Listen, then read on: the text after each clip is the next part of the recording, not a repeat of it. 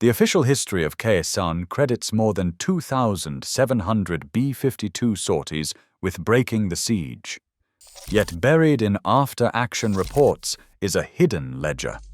At least 40 aircrew were lost, not to enemy fire, but to exhaustion, mechanical failure, and catastrophic breakdowns in the dark. Radios went silent mid-mission, airframes broke apart mid-air, and bombers vanished over the ocean with barely a trace. What really killed these crews? And why did many fear routine missions more than enemy defenses? The answer begins with relentless operational pressure, and it ends with losses history almost forgot.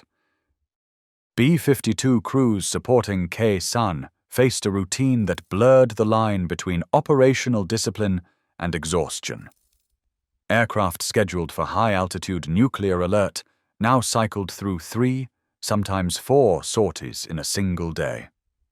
At Andersen Air Force Base in Guam and Utapao in Thailand, the rhythm never paused. Landing, rapid offload, refuel, rearm, and back to the runway. Ground crews hustled through turnaround checks measured in minutes, not hours. Each sortie meant another 11-man crew reporting for pre-flight, running checklists on systems already showing signs of strain. The flight deck atmosphere was subdued, the same faces returning to the same aircraft, sometimes twice before sunrise. In the maintenance bays, wrenches clattered and flashlights swept over hydraulic lines. There was little margin for error. Every hour a bomber sat idle was a gap in the coverage over Khe Sanh, where Marines counted on the next arc-light run to break enemy formations. The operational math left no room for slack. With 2,700 sorties to fly in 4 months, each B-52 was expected to shoulder a workload far beyond peacetime standards. Crew schedules became a cycle of flight, debrief, and brief again, sleep measured in snatches, meals grabbed on the move. Anonymous in their fatigue, these men became part of a system that demanded relentless tempo, compressing safety margins until a single overlooked detail could become fatal. The pressure was not theoretical. It was measured in the number of minutes between engine shutdown and the next start sequence, and in the blank stares of airmen waiting for their next assignment. Night over the South China Sea, 2 B-52Ds converged for a standard formation join at 30,000 feet. Each bomber approached from different headings, relying on instruments and radio calls to close the distance in total darkness. On this mission, one crew's radio failed without warning. No voice traffic, only static. In heavy clouds, neither aircraft could see the other. The procedure demanded precise timing, altitude separation, heading alignment, then join up before crossing the coast toward Khe Sanh. Without radio contact, the bombers closed the gap blind. Seconds later, radar blips merged. The collision tore both aircraft apart instantly. Wreckage and bodies scattered across miles of open water. 12 crew members died, including flight deck crew, navigators, and defensive gunners. Search and recovery teams launched at first light but found almost nothing. A few floating fragments, a life raft, scraps of insulation. Most of both bombers vanished beneath the waves. There were no distress calls, no last transmissions. The only evidence of failure was a gap in the mission roster and a radio log that ended in mid-sentence. Investigation traced the cause to a single failed component, one point of failure in a system pushed to its limits. At Khe Sanh tempo, there was no room for backup plans. Formation procedures that worked in training became fatal when a single radio went silent. Ebony 2 lined up for its bombing run over Laos, assigned to support Khe Sanh. The aircraft carried 108 500-pound bombs, standard for arc-light missions in early 1968. Weapons release was confirmed on schedule, but the bomb bay doors failed to close afterward. The doors, driven by hydraulic actuators rated for far less stress than what repeated high-tempo missions imposed, jammed partially open. At altitude, this created a wall of drag, straining the airframe in ways the original designers never intended. The crew worked through the emergency checklist, but the drag was relentless. Airspeed dropped, fuel burn spiked, and the aircraft became unstable. Minutes later, as Ebony 2 tried to regain altitude, the left wing root, where the wing meets the fuselage, suffered catastrophic failure. Decades of engineering calculations are clear. A stuck bomb bay door can increase drag by over 30%, shifting aerodynamic loads directly to the wing attachment points. The breakup was instantaneous. The bomber tore itself apart, scattering debris and all 6 crew across a remote mountainside in Laos. Recovery teams spent weeks searching dense jungle before finding the wreckage. When they did, the crew remained strapped into their seats, surrounded by fragments of the aircraft and spent bomb racks. Investigation traced the failure to rushed maintenance. The bomb bay door mechanism had been serviced during a rapid turnaround, with no time for full inspection. The loss of Ebony 2 was not the result of enemy action, but of a system stretched past its breaking point, where a single jammed door became a death sentence. April 12th brought another kind of failure, one that began with a sudden drop in thrust. Over the South China Sea, a B-52F lost 2 engines in quick succession. Both failures struck the same wing, halving available power on that side.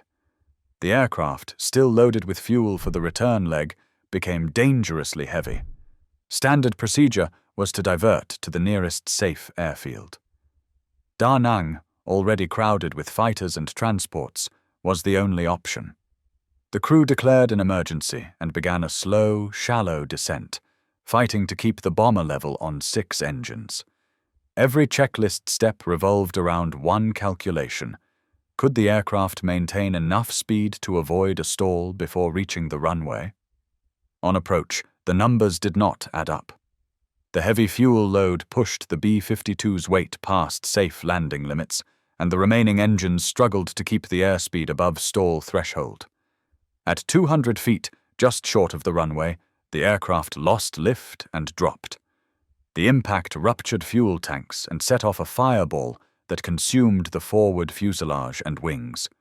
5 crew members died instantly. Only the tail gunner survived, pulled from the wreckage with burns over most of his body. Hospital records later described his injuries. Severe burns covered 60% of his skin. He suffered respiratory damage from inhaled smoke and deep muscle trauma from the blast.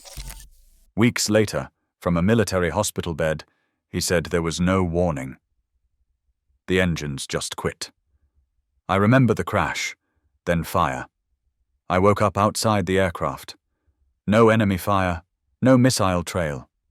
The cause was traced to maintenance, engine servicing cut short by exhausted ground crews rushing to keep pace with the sortie schedule. In the official record, it was an operational accident. For the crews, it was another reminder that survival depended as much on the men with wrenches as on the flight deck. Maintenance crews at Anderson and U Tapao faced a checklist that never stopped growing. Official standards called for a full inspection every 50 flight hours, engine service every 25 hours, and a structural check every 100 hours. In reality, bombers were logging over 50 hours in a single week, with no time to pause. Air Force technical order forms piled up faster than they could be completed. Mechanics rotated through 18-hour shifts, 7 days a week, working under floodlights in humid darkness. Each aircraft returned from a mission needing more than a refuel and a bomb load, but there was no slack for thorough checks.